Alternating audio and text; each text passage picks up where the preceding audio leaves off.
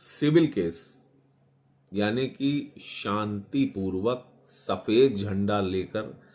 अदालत में लड़ने का रास्ता, अदालत में न्याय के लिए खड़े होने का मुकदमा। लेकिन इस शब्द को सुनते ही, सिविल मुकदमा सुनते ही दिमाग में एक चीज फौरन आती है कि इस मुकदमे को लड़ने के लिए सिर्फ एक ही जिंदगी काफी नहीं है। ये हमारा और आपका और इस पूरे देश का दुर्भाग्य है कि जो घटिया कानून अंग्रेज छोड़ करके गए थे, हम और आप आज भी कीड़े मकोड़े की तरह उन्हीं कानूनों को लेकर के रगड़ रहे हैं। देश की जो न्यायपालिकाएं हैं, जो न्यायालय हैं, उनकी ये स्थिति है कि कोई भी इंसान कोर्ट नहीं जाना चाहता। कोई भी व्यक्ति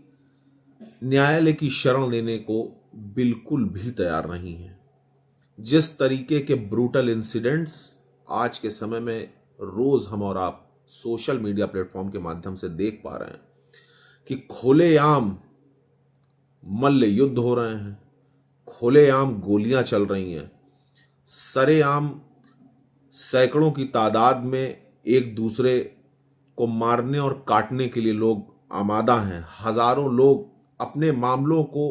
बाहर ही निपटा लेने को तैयार हैं।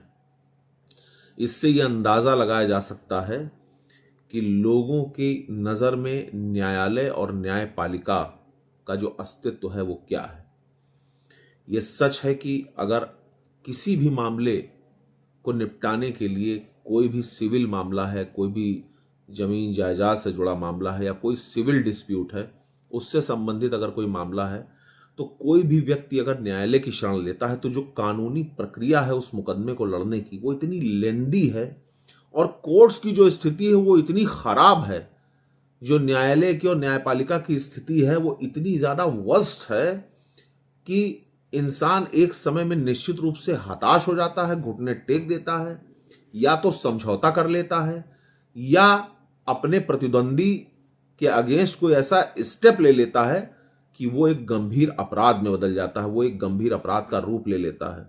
क्योंकि न्यायालय से उसको समय से न्याय मिल नहीं पाता। और ऐसी स्थिति में व्यक्ति खुद अपने मामले को निपटाने के लिए मजबूर होता है, या तो वो खुद आत्महत्या कर लेता है, उस मुकदमे को या तो छोड़ देता है, घुटने टेक कर घर में बैठ जाता है, अन्याय को सह लेता है, या फिर खुद हथियार उठा करके अपने मामले का निस्तारण करने के लिए मजबूर हो जाता है। ये इस देश के लीगल सिस्टम का बहुत बड़ा फेलियर है, इस देश का दुर्भाग्य है। जिस देश की सर्वोच्च न्यायालय ये कहने लग जाए कि लॉ एंड ऑर्डर का शासन खत्म होता जा रहा है, जिस देश की सर्वोच्च न्यायालय स्टेट गवर्नमेंट्स को आए दिन फटकार लगाने लग जाए कि आप अपने यहाँ की कानूनी प्रक्रिया को सुधारिए, जिस देश की सर्वोच्च न्यायालय आए दिन ये टिप्पणी करने लग जाए कि इंटायर लीगल सिस्टम कोलैप्स करता चला जा रहा है, बड़े बड़े मंत्रियों को, बड़े बड़ी स्टेट की अथॉरिटीज को कोर्ट अपने परिसर में बुला करके उनको डांटने फटकारने लग जाएं,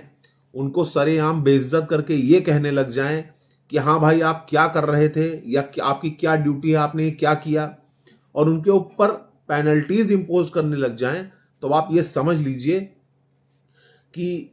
उस देश के लीगल सिस्टम की क्या स्थिति है और उस देश के एक आम व्यक्ति को कितना न्याय मिल रहा होगा, उसकी क्या स्थिति होगी। तो ये सारी जो चीजें हैं वो बहुत ही गंभीर विषय हैं, और यकीन मानिए कि एक इंसान के जहन में, खासकर जो एक आम इंसान है, उसके जहन में एक बात जो होती है कि हाँ अगर उसके साथ कुछ गलत होगा तो उसको न्याय मिलेगा। तो यकीन मान लीजिए, मैं खुद एक लॉयर हूं और बहुत ही विश्वास के साथ आपको ये कह सकता हूं कि ये एक बहुत ही झूठी और एक बहुत ही बेबुनियाद तसल्ली है। ऐसा कुछ भी नहीं है, वास्तविकता इससे बहुत अलग है। लीगल सिस्टम इतना ज्यादा बुरी स्थिति में आ चुका है, अगर कोई एक व्यक्ति ईमानदार भी होता है तो उसके नीचे की जो चेन है वो इतनी ज्यादा करप्ट होती है कि वो उस ईमानदार इंसान की जो सोच है उसको अपने पैरों तले रौंद देती है, कुचल देती है। तो बस इतनी ही बात आप लोगों के बीच रखने का मन है मेरा कि बहुत ही ज़्यादा ब्रूटल स्थिति है। न जाने कब कैसे क्या सही होगा। किताबों में जो लिखा है वो बिल्कुल भी उसका इम्प्लीमेंटेशन नहीं होता। जो लिखा है वो सुनने में और पढ़ने में अच्छा लगे बस इसलिए लिखा है, लेकिन उसका वास्तविक जो उद्देश्य है वो कभी भी पूरा नहीं होता। कोर्ट्स की स्थिति, न्यायपालिका की स्थिति, जो एंड है किसी भी चीज का एंड, कोई भी अपराध हो, कोई भी डिस्प्यूट हो, कोई भी विवाद हो, कोई भी लड़ाई झगड़ा हो, उसका एंड पॉइंट होता है कोर्ट। इंसान सोचता है कि चलो कोई बात नहीं, हमारे साथ यहां गलत हुआ तो हम कोर्ट में जाकर के अपनी बात रखेंगे, न्यायालय की शरण लेंगे, न्यायालय में जाकर के अपनी बात को रखेंगे और वहां से हमको न्याय मिलेगा, हमारे साथ गलत नहीं होगा। लेकिन जब वहां पहुंचने के बाद उसके साथ पहले से भी ज्यादा गलत स्थिति आ जाती है, तो अब आप ये सोचिए कि इंसान